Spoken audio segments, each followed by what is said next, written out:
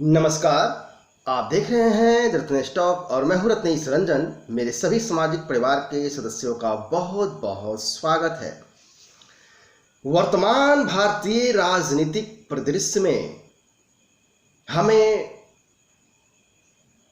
स्वर्गीय कल्याण सिंह को समझने की आवश्यकता क्यों है। चूंकि अब कल्याण सिंह जी हमारे बीच नहीं रहे, तो यह एक बार चर्चा फिर से होनी चाहिए। वो शख्स, वो राजनीतिक का ऐसा पैमाना सेट किया जहां कुर्सी से चिपक कर रहना ही राजनीति का एकमात्र ध्येय है, उद्देश्य है। लेकिन कल्याण सिंह ने राम के लिए, राम मंदिर के लिए, अयोध्या के लिए, भारतीय संस्कृति के लिए, भारतीय परंपरा के लिए, पूरे भारतवर्ष में सनातन की जो रक्षा है और उसका संरक्षण है, उसके लिए सीएम की कुर्सी का त्याग किया। ठीक उसी तरह से जिस तरह से पुरुषोत्तम राम ने राम नाम की सार्थकता सिद्ध करी, प्रमाणित किया। मेरा मानना है कि श्री कल्याण सिंह जी भी अपने कल्याण नाम की जो सार्थकता है, सनातनियों की, भारतीय परंपरा का कल्याण करते हुए अपने नाम की सार्थकता सिद्ध करी है। आखिर क्यों कल्याण सिंह मायने रखते हैं? क्या कोई ऐसा शख्स है जिसका प्रशासक के रूप में गिनती उंगली के रूप में होता हो, जो कुछ चंद दिन तक रहे हों और राजनीति में एक बहुत बड़ा मकाम हासिल किया हो, जिसकी विदाई पर पूरा देश रोता हो, जिसका पिछले दो दशक से ज्यादा समय हो चला है, सक्रिय राजनीति में कोई भूमिका नहीं रही है, कोई नाता नहीं रहा है। आखिर क्यों पूरा देश गमगीन है? कश्मीर से लेकर कन्याकुमारी तक, गुजरात से लेकर आसाम तक। वो कल्याण सिंह जिन्होंने मुलायम सिंह की तरह चीफ मिनिस्टर रहते हुए कार सेवकों पे गोली नहीं चलवाई, उस कल्याण सिंह के मायने क्या है, यह समझना बहुत जरूरी है। सभी राष्ट्रवादियों की लिए, सभी युवाओं के लिए कि आखिर राजनीति के अध्याय में ये कैसा चैप्टर है जहां राजनीति के चरमोत्कर्ष पे पहुंचकर, चरम पे पहुंचकर पद का त्याग करने वाला व्यक्ति भी भारतीय राजनीति में मौजूद है। शायद ही ऐसा कोई शख्स भारतीय राजनीति में होगा, मुझे ऐसा लगता है। यहां तक कि बीजेपी में भी वो कद नहीं है लाल कृष्ण आडवाणी का, वो कद नहीं है अटल बिहारी वाजपेयी का, जो कद, जो इज्जत, जो मान प्रतिष्ठा कल्याण सिंह ने कमाई है, जो अर्जित की है। मैं चर्चा करूंगा कि कैसे कल्याण सिंह ने सनातनियों का कल्याण किया। आखिर कल्याण सिंह ने अपने नाम की सार्थकता कैसे प्रमाणित करी। कल्याण सिंह एक ऐसा नाम जो सत्ता पाने के लिए नहीं बल्कि सत्ता त्यागने के लिए जाने जाते हैं। वो कल्याण सिंह ही थे जिनकी वजह से भारत के माथे पर कलंक के समान सदियों से बाबरी मस्जिद मौजूद थी, उसको गिराने का काम किया है, उसको ध्वस्त करने का काम किया है। हम यह जानने का प्रयास करेंगे इस पूरे विश्लेषण में कि राजनीति में कल्याण सिंह होने के मायने क्या हैं। आखिर कैसे कल्याण सिंह कल्याणकारी बन गए कार सेवकों के लिए, भारतीय सनातनियों के लिए, भारतीय परंपरा के लिए, भारतीय संस्कृति के लिए, पूरे भारत वर्ष के लिए। कल्याण सिंह वो शख्स, वो शख्सियत जो अल्पसंख्यक तुष्टिकरण के नाम पर भारत के स्वाभिमान भारत की संस्कृति की बलि चढ़ाना उचित नहीं समझा। उन्होंने श्री राम जन्मभूमि की पुनरुत्थान के लिए सर्वस्व अर्पण कर दिया। उन्हीं के त्याग और परिश्रम का नतीजा है कि आज के तारीख में अयोध्या श्री राम मंदिर का निर्माण का प्रारंभ शुरू हो चुका है। अशोक सिंघल के बाद यदि कोई दूसरा नाम आता है तो वो स्वर्गीय कल्याण सिंह जी हैं। इसमें दो राय नहीं है किसी भी तरह का। आज उत्तर प्रदेश धार्मिक, सांस्कृतिक और विकास के साथ साथ चलने वाला एकमात्र राज्य बनकर उभरा है।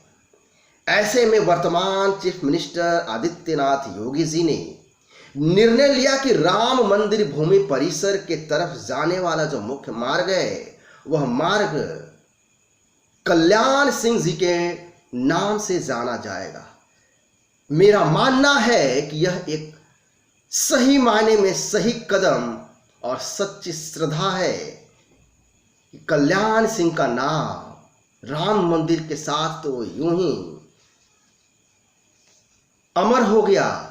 और जब लोग जो सनातनी, जो राम भक्त जब जाएंगे अयोध्या तो उस राम नाम को फिर से पुनर्जीवित करने वाले कल्याण सिंह मार्ग से गुजरेंगे। और वाकई में यह एक सच्ची श्रद्धांजलि है कल्याण सिंह के लिए। वो वीर, वो साहसी कल्याण सिंह जिन्होंने धर्म के लिए सर्वस्व अर्पण किया। धर्म के लिए सत्ता का मोह भी उनको आकर्षित नहीं कर सका। ऐसा शख्स जो सत्ता पाने के लिए कुर्सी से चिपक रहने से बेहतर कुर्सी त्याग कर सनातन परंपरा को सुरक्षित व संरक्षित किया। सही मायने में सच्चे हिंदू सम्राट कल्याण सिंह थे और रहेंगे, इसमें भी कोई दो राय नहीं है। एक ऐसा हिंदू सम्राट जो कार सेवकों की जान बचाने के लिए सीएम कुर्सी का त्याग करता है। 1984 में 2 सांसदों से अपनी यात्रा आरंभ करने वाली पार्टी 1989 के चुनाव आते आते लोकसभा के में प्रभाव तो जमा लिया इस बीजेपी ने, परंतु किसी राज्य में सत्ता स्थापित नहीं कर सकी थी। परंतु 1991 के चुनाव आते आते कल्याण सिंह के नेतृत्व में बीजेपी ने केवल प्रचंड बहुमत ही नहीं प्राप्त किया, बल्कि पूरे भारत में किसी भी राज्य में बीजेपी की पहली सरकार बनाने वाले कल्याण सिंह ही थे। यह वही समय था जब राम जन्मभूमि आंदोलन चरमोत्कर्ष पे था। लाल कृष्ण आडवाणी को लालू यादव ने गिरफ्तार करवाया बिहार में, तो दूसरी तरफ मुल्ला मुलायम ने निहत्थे कार सेवकों पे गोली चलवाया था। लेकिन 6 दिसंबर 1991 को जब श्री कल्याण सिंह जी मुख्यमंत्री थे तो सनातनियों और कार सेवकों के भीड़ बाबरी मस्जिद के नजदीक पहुंच चुकी थी। तब उस समय के तत्कालीन गृह मंत्री, केंद्रीय गृह मंत्री शंकर राव चौहान कल्याण सिंह को सूचित किया कि कार सेवक बाबरी मस्जिद के पास पहुंच चुके हैं।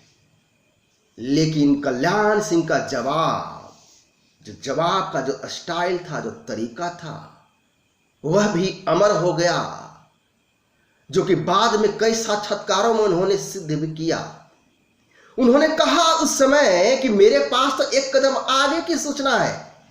उन्होंने कहा कि गुंबद तोड़ना शुरू कर दिया है कार सेवकों ने और मैं इस्तीफा देने के लिए तैयार हूं, परंतु कार सेवकों पे कोई गोली नहीं चलाएगा। एक ऐसा हिंदू सम्राट, एक ऐसा राजनीतिज्ञ जिनको धर्म का अपमान स्वीकार नहीं था और इसीलिए सत्ता का त्याग करते हुए चीफ मिनिस्टर की कुर्सी का त्याग करना ज्यादा उचित समझा। इसके बाद का समय आता है 1997 में, एक बार फिर सत्ता में वापस बीजेपी आई तो इसमें कल्याण सिंह के व्यक्तित्व का एक बड़ा योगदान था। लेकिन यही व्यक्तित्व कभी कभी राजनीतिक जीवन में आड़े आता है और यही चीज स्वर्गीय कल्याण सिंह के साथ हुआ। अपने राजनीतिक मतभेद पर 1999 में सीएम का पद त्याग करने पर वह विवश हो जाते हैं, जिसके कारण वो बीजेपी छोड़ देते हैं। 2004 में फिर से वो बीजेपी वापस आते हैं, लेकिन स्थिति ज्यों का त्यों वो पाते हैं और 2009 में पुनः बीजेपी को त्याग देते हैं। आखिरकार राजनाथ सिंह के प्रयास के बाद कल्याण सिंह पुनः 2013 में बीजेपी फिर से ज्वाइन करते हैं। वो कल्याण सिंह ही थे जिनके वजह से बीजेपी सर्व स्वीकार्य पार्टी बनी। पूरे भारतवर्ष में एक विशेष पहचान दिलाई, सिर्फ पार्टी को ही नहीं, पूरे भारतवर्ष को, पूरे सनातनियों को, पूरे राष्ट्रवादियों को। वो कल्याण सिंह ही थे जिन्होंने राम के नाम पर सत्ता को लात मारी। वो कल्याण सिंह ही थे जिनके वजह से भारत के माथे पर सदियों से कलंक की भांति बाबरी मस्जिद मौजूद था, उसको ध्वस्त किया, उसको मिटाया। अयोध्या के नींव को रखने वाले कल्याण सिंह, कलंक का ढांचा, वो बाबरी मस्जिद नहीं तोड़ा जाता तो सुप्रीम कोर्ट चाहे लाख आज फैसले देती, लेकिन राम मंदिर बनना संभव भी नहीं हो पाता। यह भी, इसमें कोई दो राय नहीं होनी चाहिए। और यही कारण है कि आज के तारीख में भी काशी मथुरा में जो विवाद चल रहा है वह भी सबके सामने है। लेकिन अयोध्या में बाबरी मस्जिद गिराई गई, तभी राम मंदिर निर्माण संभव हो सका। यह भी गौर करने लायक बात है। जब भाजपा के बड़े बड़े नेता अयोध्या बाबरी मस्जिद को गिराया जाना कलंक कह रहे थे और इसमें लाल कृष्ण आडवाणी भी शामिल थे और यहां तक कि अटल बिहारी वाजपेयी भी 5 दिसंबर 1991 की घटना को कलंक बता रहे थे, तो वहीं ताल ठोककर सीधी जुबान में बात करने वाले वो कल्याण सिंह ही थे जिन्होंने सारा दोष अपने ऊपर लिया और पद का त्याग करना उचित समझा। वो कल्याण सिंह ही थे जिन्होंने कहा था कि किसी भी अधिकारी को दोषी न ठहराया जाए। वो मेरे आदेश का पालन कर रहे थे। किसी भी बीजेपी कार्यकर्ता या कार्यसेवक को दोषी न ठहराया जाए। इतना बोल्ड और सीधी बात करने वाला भारतीय राजनीतिक इतिहास में न कोई हुआ है और शायद ऐसा हो भी नहीं सकेगा। यहां तक कि बीजेपी के अंदर भी इतना बोल्ड बोलने वाला अभी तक कोई दिखता नहीं है जो सारे दोष अपने ऊपर ले लेता हो और अपने कार्यकर्ता, राष्ट्रभक्त और सनातनियों की रक्षा करता हो।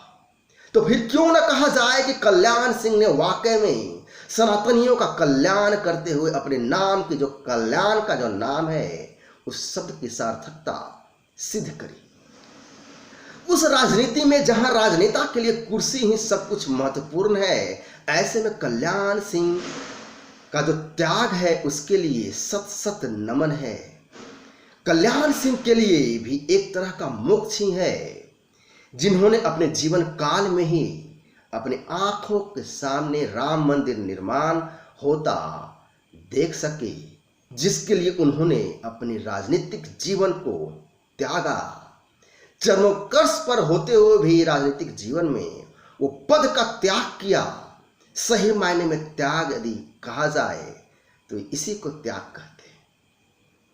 और यह त्याग अपने आप में पुरुषोत्तम राम के जैसा त्याग, तपस्या, जिस तरह से राम ने अपने नाम की सार्थकता सिद्ध करी, वैसे ही कल्याण सिंह जी भी इस दुनिया से गुजरने से पहले, या यूं कहें 2 दशक पहले, अपने नाम की सार्थकता हम सबों के बीच साबित करके गए।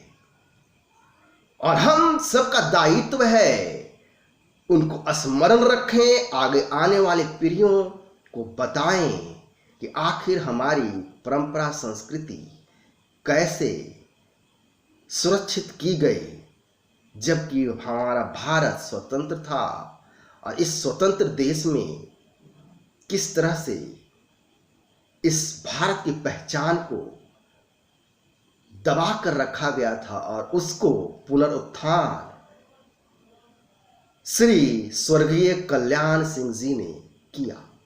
तो ये था पूरा विश्लेषण। आशा करता हूं यह विश्लेषण आपको अच्छा लगा होगा। मैं फिर मिलूंगा किसी दूसरे मुद्दे के साथ दूसरे वीडियो में।